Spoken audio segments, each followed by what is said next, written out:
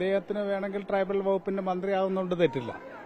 പക്ഷേ ട്രൈബൽ വകുപ്പിന്റെ മന്ത്രി ഉന്നത കുലജാതനാകണം എന്നുള്ള അദ്ദേഹത്തിന്റെ പറച്ചൽ ഭരണഘടനാ ലംഘനമാണ്.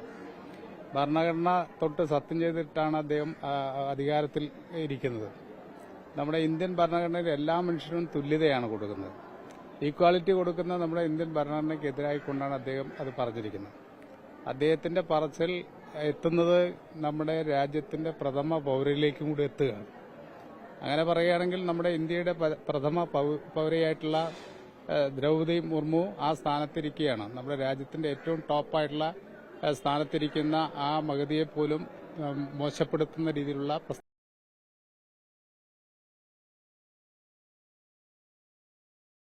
തന്നെയല്ല, ഉന്നത കുലജാതൻ എന്ന് പറയുന്നത് ആരാ? അത് സുരേഷ് ഗോപി നിശ്ചയിക്കുന്നതാണോ? ഇന്ത്യൻ ഭരണഘടന നിശ്ചയിക്കട്ടെ. അങ്ങനെയാണെങ്കിൽ സുരേഷ് ഗോപിക്ക് എപ്പോഴും ഈ ഉന്നത കുലജാതൻ എന്ന് പറഞ്ഞ് നടക്കലാണ് പണി. പിന്നെ കരഞ്ഞു നടക്കുന്നതല്ല കേരളം. കേരളത്തിന് അർഹതപ്പെട്ട കിട്ടണമെന്ന് പറയുമ്പോൾ അതിനോട് യോജിച്ച് നിൽക്കാതെ കേരളത്തെ തകർക്കുന്നതിന് കൂട്ടുനിൽക്കുന്ന നിലപാടാണ് സുരേഷ് ഗോപി സ്വീകരിക്കുന്നത്. അതും ഉന്നത കുലജാതന്റെ മനസ്സിൽ നിന്ന് വരുന്ന കമന്റാണ്. അല്ല, മൊത്തത്തിൽ കേന്ദ്രത്തിന്റെ ഒരു സമീപനം അതാണ്. കേരളം എല്ലാ രംഗത്തും മുന്നേറിയെന്ന് അവർ തന്നെ ഇറക്കിയ, കേന്ദ്ര ഗവൺമെന്റ് ഇറക്കിയ എക്കണോമിക് സർവേ റിപ്പോർട്ടിൽ പറയുന്നുണ്ടല്ലോ. ആ സർവേ റിപ്പോർട്ട് അനുസരിച്ച് കേരളം എല്ലാ സ്ഥാനങ്ങളിലും ഒന്നാം സ്ഥാനത്ത് വരികയാണ്. അങ്ങനെ വരുന്ന കേരളത്തെ എങ്ങനെ തകർക്കണം എന്നുള്ള ഗൂഢാലോചനയാണ് ഇവരിൽ നിന്നും പുറത്തു വന്നുകൊണ്ടിരിക്കുന്നത്. ആ സമീപനമാണ് ബഡ്ജറ്റിലും കാണിച്ചിരിക്കുന്നത്. അതാണ് ഇന്നലെ ഞങ്ങൾ എല്ലാവരും പറഞ്ഞത്. ഈ ഉന്നത കുലജാതരുടെ ഒരു സ്വപ്നമുണ്ടല്ലോ, എല്ലാവരും അടിമകളായിട്ടിരിക്കണം, ഞങ്ങളാണ് ഏറ്റവും കേമന്മാർ എന്നുള്ള ധാരണ, അതാണ് അദ്ദേഹം വെച്ചുകൊള്ളുന്നത്. എല്ലാ ഉന്നത കുലജാതരുമില്ല, ചില ആളുകൾക്ക് അങ്ങനെ തോന്നലുണ്ടാകുകയാണ്. ആ തോന്നൽ അദ്ദേഹം കുറെ കാലങ്ങളായി പറഞ്ഞുകൊണ്ടിരിക്കുകയാണ്. ഇപ്പോൾ ആ മന്ത്രിയാണ് എന്നുള്ള ധാരണ വേണ്ടേ? നമ്മുടെ രാജ്യത്തിന്റെ പരമോന്നത പദവിയിലിരിക്കുന്ന മഗതി ഈ ട്രൈബൽ വിഭാഗത്തിലാണെന്ന് പറഞ്ഞ് അടുത്ത ദിവസമല്ലേ നമ്മുടെ പ്രധാനമന്ത്രി ശ്രീമതി സോണിയാഗാന്ധിക്കെതിരായിട്ട് തിരിഞ്ഞത്. അപ്പൊ എന്തുകൊണ്ട് ഈ പറച്ചിലിനെതിരായിക്കൊണ്ട് പ്രധാനമന്ത്രി ഉണ്ടെന്നില്ല? ഒരു മന്ത്രിയല്ലേ, സ്വന്തം മന്ത്രിസഭയിൽ അംഗമല്ലേ. സോണിയാഗാന്ധിക്കെതിരായിട്ട് പ്രധാനമന്ത്രി തന്നെ നേരിട്ട് വന്ന് പിന്നെ പറഞ്ഞല്ലോ. അതിനേക്കാൾ കടുത്ത ഭാഷയല്ലേ ഇത് ഉപയോഗിച്ചിരിക്കുന്നത്.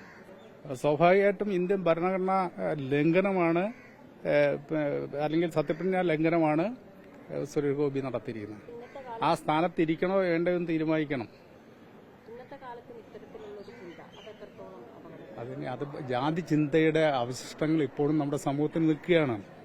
ആ ജാതി ചിന്തയുടെ അവശിഷ്ടങ്ങൾ ഉന്നതരും താഴ്ന്നവരും എന്നുള്ള ആ സങ്കല്പമുണ്ടല്ലോ, അത് തന്നെയാണ് ഇന്ത്യയുടെ ശാപം.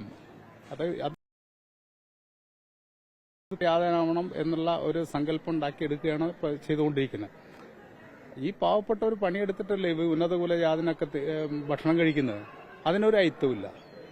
അവരെ കൊണ്ട് പണിയെടുപ്പിക്കുക, അവർക്കൊന്നും കൊടുക്കാതിരിക്കുക. അതാണല്ലോ ഇപ്പോൾ തൊഴിലുറപ്പില്ല പോലും നമുക്ക് കാണാൻ കഴിയുന്ന, ബഡ്ജറ്റിൽ കാണാൻ കഴിയുന്ന അതാണ്.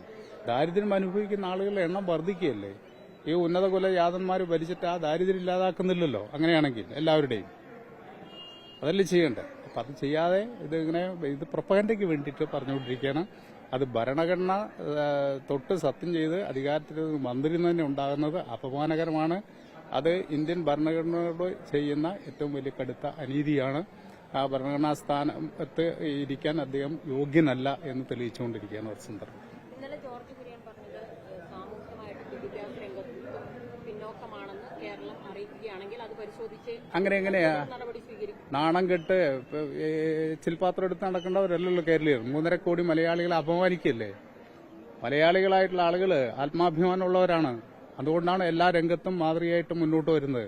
അതിൽ അസൂയപ്പെട്ട് കാര്യമില്ലോ. ഇപ്പോഴും നമ്മളിങ്ങനെ പിച്ചച്ചട്ടിയായിട്ട് നടക്കില്ല. നമുക്ക് അർഹതപ്പെട്ടത് തരണമെന്നാണ് നമ്മൾ ആവശ്യപ്പെടുന്നത്. നമ്മുടെ കേരളത്തിൽ നികുതി പിരിച്ചുകൊണ്ട് പോകുന്നതിന്റെ ഒരു ചെറിയ അംശം പോലും തരുന്നില്ലല്ലോ. അത് തരണം എന്ന് പറയുന്നത് പിന്നെ അതിന് ഒന്നുമില്ല. ഞങ്ങൾ അച്ഛനും അമ്മയൊക്കെ സാധാരണ പറയാറല്ലോ, ആരുമില്ല, ഞങ്ങൾക്ക് എന്തെങ്കിലും തരണം എന്ന് പറഞ്ഞ് കെഞ്ചി നടക്കില്ല. കേരളത്തിന് അർഹതപ്പെട്ട, കേരള ജനതയ്ക്ക് അർഹതപ്പെട്ട ആനുകൂല്യങ്ങൾ നൽകാൻ വേണ്ടിയാണ് കേന്ദ്ര ഗവൺമെന്റ് തയ്യാറാണ്. ആരുടെ മുമ്പിലും പിന്നെ കീഴടങ്ങിക്കൊണ്ടുള്ള ഒരു നിലപാടല്ല കേരളം സ്വീകരിക്കുന്നത്.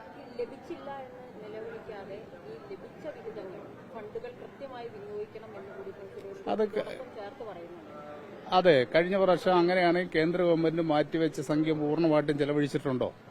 കഴിഞ്ഞ ജൂലൈയിലെ ബഡ്ജറ്റിൽ മാറ്റിവെച്ച സംഖ്യ മുഴുവൻ ചെലവഴിച്ചിട്ടാണോ ഇത് പറയുന്നെങ്കിൽ അവർ പറയുന്ന മാന്യതയാണ്.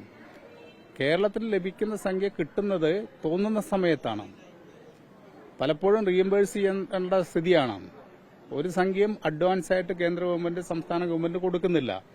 സംസ്ഥാന ഗവൺമെന്റ് ചെലവഴിച്ചതിന് ശേഷം റീഇംബേഴ്സ് ചെയ്യുന്ന സ്ഥിതിയാണുള്ളത്. സംസ്ഥാന ഗവൺമെന്റിന് വലിയ സാമ്പത്തിക പരിമിതികളുണ്ട്, പ്രയാസമുണ്ട്. സ്വാഭാവികമായിട്ടും അപ്പോൾ ആ സാമ്പത്തിക പ്രതിസന്ധി വരുമ്പോൾ അഡ്വാൻസ് ആയിട്ട് ചെലവഴിക്കാൻ കഴിയാതെ വരും. അപ്പോൾ കേന്ദ്ര ഗവൺമെന്റിന്റെ വിഹിതം ലഭിക്കാതെ വരുന്നു. ആ സെൻട്രൽ സ്പോൺസേഡ് സ്കീമിന്റെ എല്ലാ കുഴപ്പവും എന്താണെന്ന് വെച്ച് കഴിഞ്ഞാൽ സെന്ററിൽ നിന്ന് റിലീസ് ചെയ്യാൻ പലപ്പോഴും തയ്യാറാവില്ല. അപ്പോൾ ആ ഫണ്ട് ഉപയോഗിക്കാൻ പറ്റാത്ത സ്ഥിതി പലപ്പോഴും വരാറുണ്ട്. പരമാവധി സെൻട്രൽ സ്പോൺസേഡ് സ്കീമിന്റെ വർക്കുകൾ പൂർത്തീകരിക്കാൻ വേണ്ടിയുള്ള വലിയ ശ്രമമാണ് ഗവൺമെന്റ്. പൂർത്തീകരിച്ചതിന്റെ പൈസ എത്രയാണ് കൊടുക്കാനുള്ളത് അതൊന്ന് ആദ്യം ഇവരൊന്ന് അന്വേഷിക്കട്ടെ. കേരളത്തിലെ സെൻട്രൽ ഗവൺമെന്റിന്റെ സ്പോൺസേഡ് സ്കീമിൽ സംസ്ഥാന ഗവൺമെന്റ് ചെലവഴിച്ചിട്ട് റീഇംബേഴ്സ് ചെയ്യാതെ എത്ര കോടി രൂപയാണ് കൊടുക്കാതിരിക്കുന്നത് അതൊന്ന് പരിശോധിക്കട്ടെ. എന്തെങ്കിലും കണക്കൊക്കെ ഉണ്ട് കൊടുക്കാതിരിക്കുന്ന ഓരോ സെക്ടറിലും, അതിപ്പോൾ പറയുന്നില്ല. അവർ പരിശോധിക്കട്ടെ. എന്നിട്ട് അവർ കൊടുത്ത പൈസ ചെലവഴിക്കാതിരുന്നു എന്ന് പറഞ്ഞാൽ അതിന് ന്യായമുണ്ട്. കൊടുക്കാതെ കൊടുത്തു എന്ന് പറഞ്ഞുകൊണ്ട് പ്രചരണത്തിന് വേണ്ടിയിട്ടുള്ള ഒരു കാര്യമാണ് ഇപ്പോൾ ചെയ്തുകൊണ്ടിരിക്കുന്നത്.